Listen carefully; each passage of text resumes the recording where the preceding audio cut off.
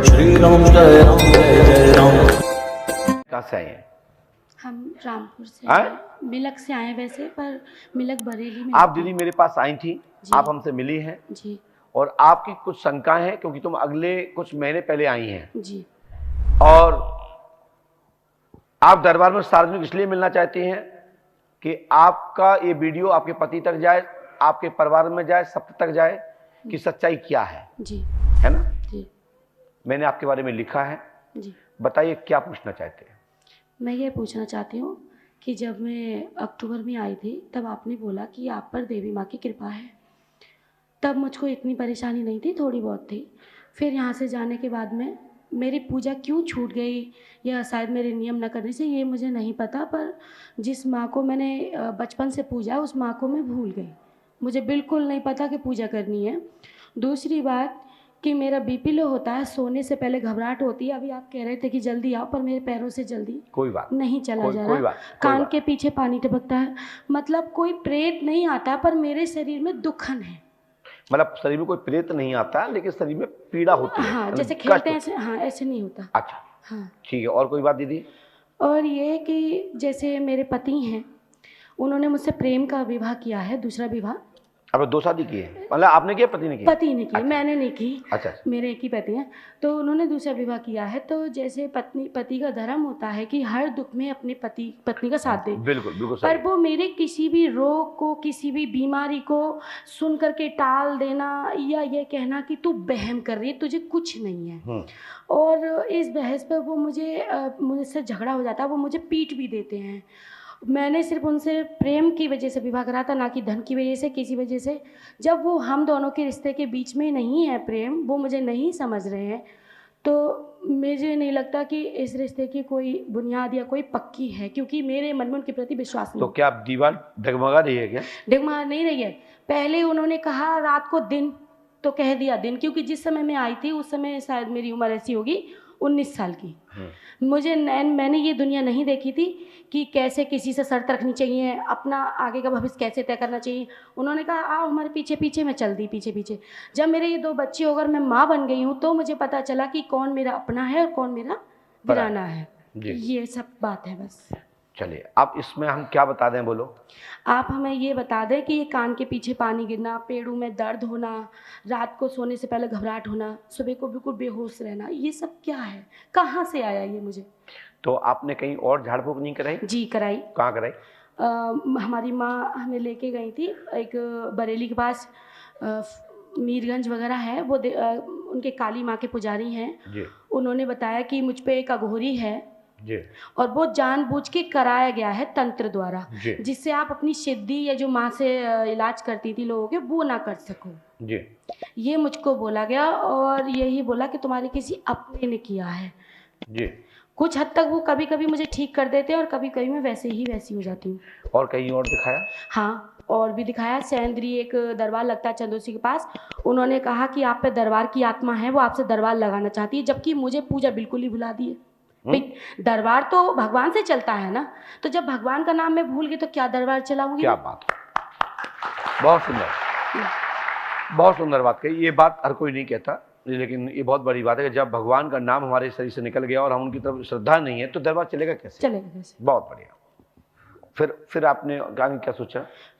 हमने ये सोचा कि हम जब उन्होंने हमें मारा तो हम आ गए 10 तारीख को अपने मायके, और हमने ये सोचा कि हम पंडोखर फिर दोबारा जाएंगे। पैसे नहीं है तो कुछ बेच बाच देंगे, पर दोबारा जरूर जाएंगे। तो कुछ बेच के आएंगे? जी बेच के आए, ये हमने कमरे में भी बताया।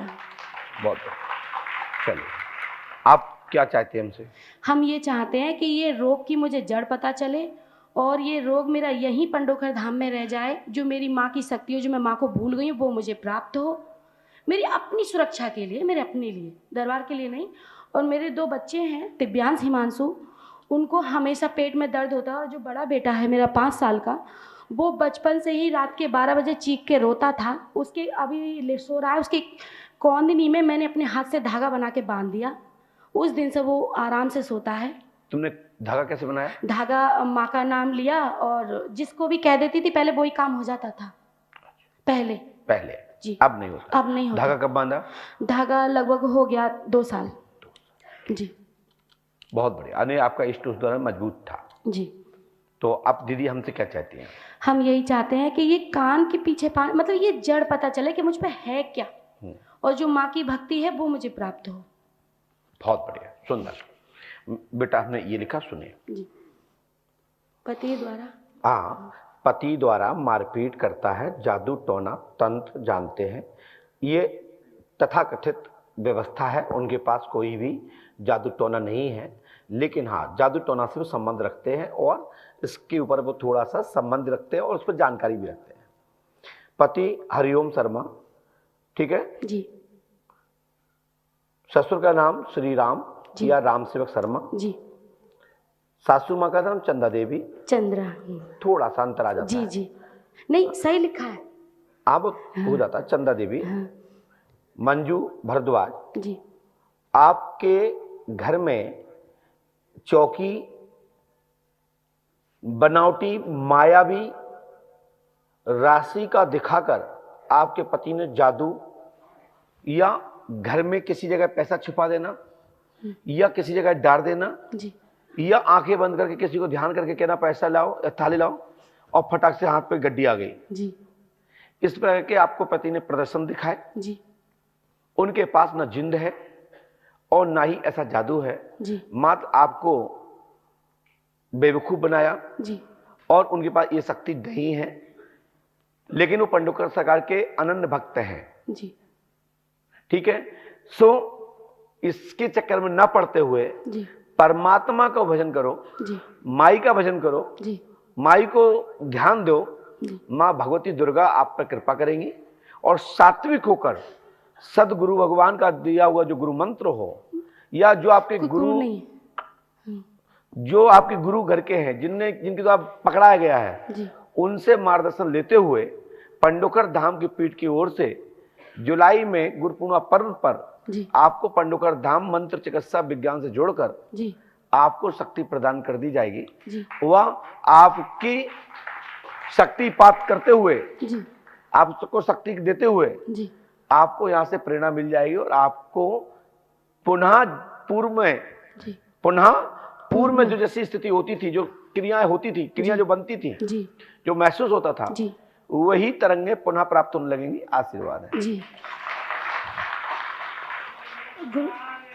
बोलिए पंडोकर सरकार की गुरु जी। जय जय श्री राम। जय। और साथ ही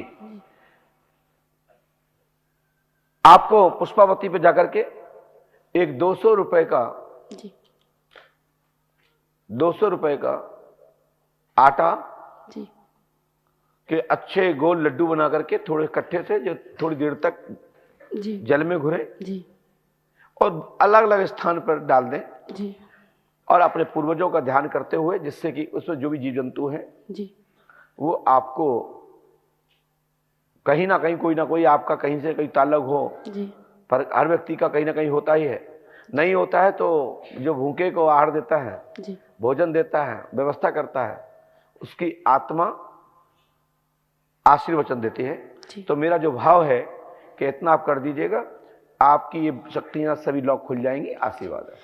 पर ये मतलब मुझे पेट में दर्द या ये क्या मतलब ये कोई बाधा नहीं है।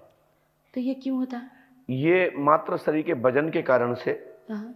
और माइंड पर अधिक लोड होने के कारण से ये कान से झांक निकलती है और ये झांक आपको पानी में आपको महसूस होता है। वो पानी नहीं है, सरा नहीं है, पानी या सरा या किसी प्रकार का केमिकल नहीं है, ये मात्र माइंड की गर्मी का झांक है और उसी के कारण से आपके दिल में घबराहट होती है। ये साइकोलॉजिकल डिफेक्ट है, क्योंकि इसमें किसी प्रकार की भूत बाधा का लक्षण नहीं आया है। लेकिन घर में तंत्र मंत्र जो थोड़े थोड़े सीख रखे थे, वशीकरण उच्चाटन आदि के, वो आप पे प्रयोग जरूर किए गए हैं, इसलिए क्योंकि ये चेक करने के लिए कि हमारी क्रिया काम कर रही नहीं कर रही, ये टोटका आप जानते हो सही है कि नहीं, वो समय समय पे ऐसा किया है। लेकिन बाहरी व्यक्ति से कोई भी टोटका उटका नहीं समाधान होगा। आशीर्वाद। और ये सिगरेट की सिगरेट की जो आती है, सिगरेट की जो आती है, आपने जो पहले पूछा था हमसे, जी हमने क्या बताया था? आपने कोई पीर साहब बताए थे। ठीक है,